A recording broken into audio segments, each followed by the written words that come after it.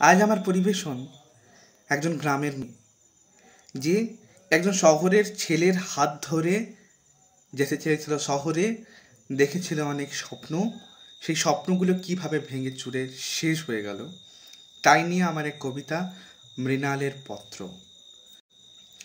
সেই ছোটবেলাতে আমাদের পাহাড়ের কোলের জোরে নদী পেরোতে যাইয়ে এক আষাঢ় মাসের হরকা বানে আমি আর আমার ভাই ভেসে গিয়েছিলাম বানের তরে।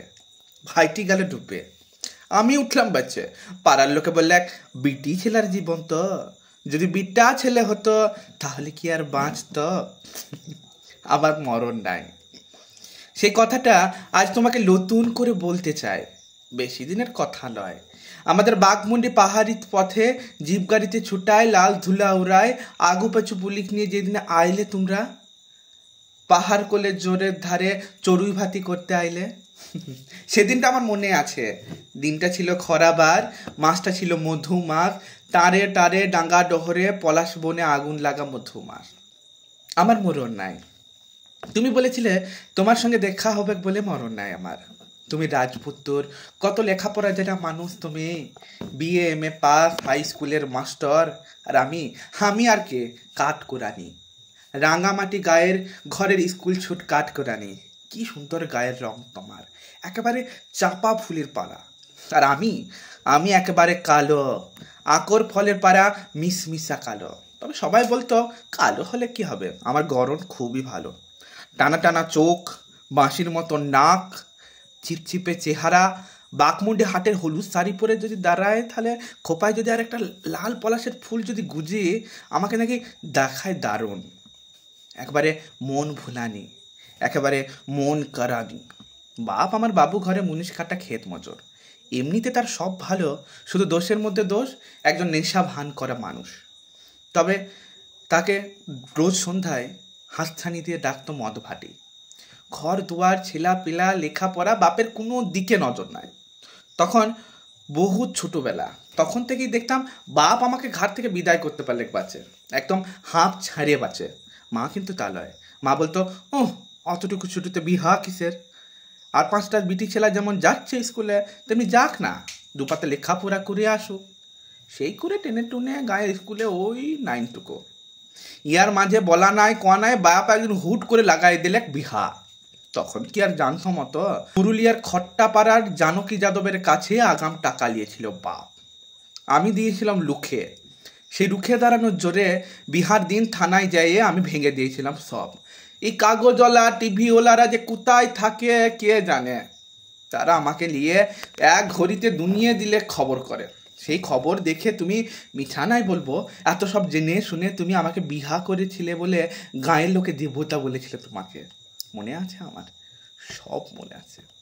সেই ফাগুনের দিনে, পুরনো বেলায়, যেদিন তোমার সঙ্গে গেলাম তোমাদের ঘরে, সেদিন ঘোমটা মাথায় আমাকে দেখে ভূত দেখেছিল তোমার মা।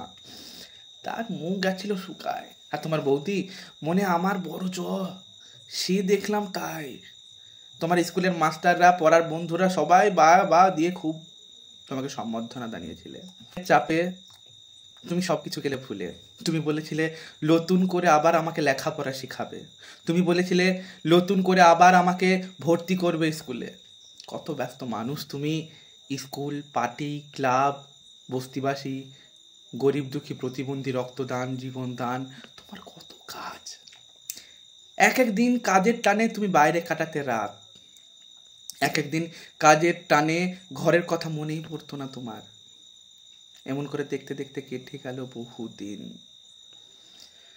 কি আর করবো, সেই দুঃখ একলা ঘরে চোখে দিয়ে জল গড়াতো আমার। তখন মনে পড়েছিল দিদিমার কথা। দিদিমা বলতো, গরিবের ঘরের বিটি ছেলে আর আবার কিসের দুঃখ, আমাদের দুঃখ যা সুখ ও তা।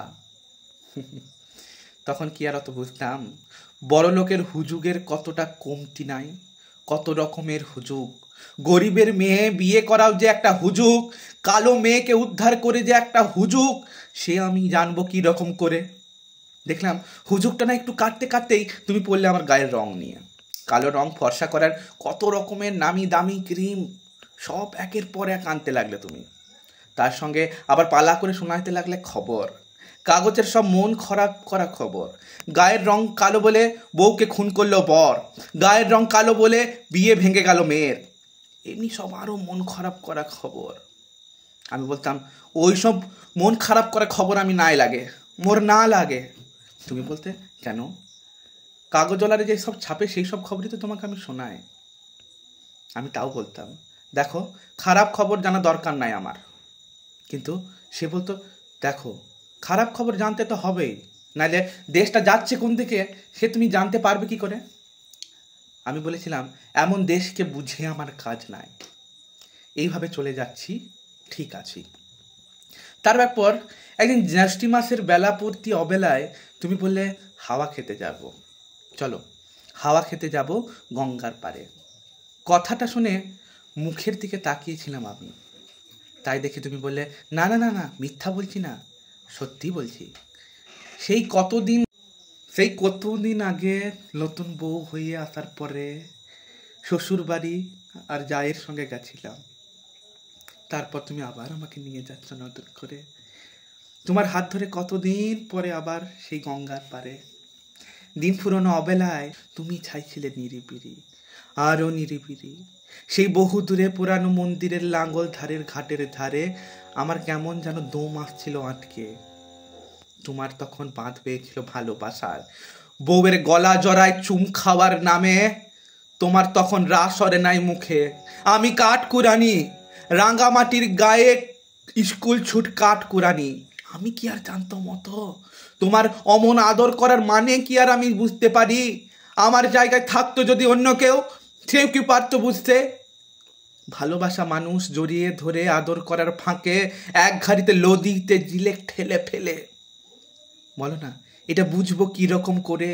কত কি যে বুঝার আছে এই দুনিয়ায়।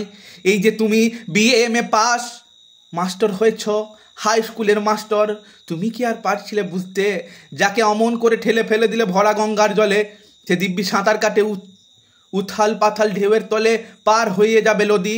অত বড় লদি পারও নাই বুঝতে, একদম পারো নাই, তাই তুমি পার ছেড়েছিলে দৌড়ে। কি অদ্ভুত মানুষ তুমি! তোমাকে একদিন বসাইছিলাম ওই দেবতার আসনে।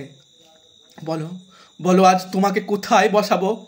দেখো মানুষে কি তফাৎ দেখো। তুমি কত কাছের মানুষ হয়ে কত সহজে আমাকে ঠেলে দিলে জলদি যেতে পারে, আর একজন কোন দূরের মানুষ নদীতে ঝাঁপ দিয়ে সাঁতার কেটে 2 হাত দিল বাড়ায়ে। মানুষটা দেহাতি মানুষ, নাম শিবচরণ, পেশায় ইটভাটার বদলি মজুর। না তোমার মতন পড়াশোনা করা মাস্টার সে লয়, লেখাপড়ায় সে একবার আনপর। তুমি ভাবছো নালিশ করবো তোমার নামে? না না, নালিশ আমি করব না। কি হবে নালিশ করে? আমাদের এই পোড়া দেশটায় সব কিছু যে তোমাদের দখলে, নেতা মন্ত্রী থানা পুলিশ কোর্ট কাচারি সব তোমাদের হাতের মুঠোয়। সেখানে গ্রামের গরিব ঘরের মেয়াদের কতটুকু আর জায়গা আছে বলো? তবে এখনো মানুষের পাশে দাঁড়ায় মানুষ, এখনো মানুষের জন্য জীবন দেয় মানুষ। সেই মানুষকে সাক্ষী রেখে এক বড় মানুষের বহুকালের কথা আজ আবার নতুন করে বলি তোমাকে, শোনো। সংসারের মাঝে মেয়ে মানুষের পরিচয়টা যে কি তা আমি পেয়েছি, আর আমার দরকার নেই। তোমরা যে আপন ইচ্ছা মতো আপন দস্তুর দিয়ে জীবনকালে পুরো জীবনটাকে মেয়েদের তলার চেপে রেখে দেবে, তোমার পা এত লম্বা নয়। ইতি মৃণাল, তোমাদের চরণ তলাশ্রয় ছিন্ন এ যুগের মৃণাল। নমস্কার।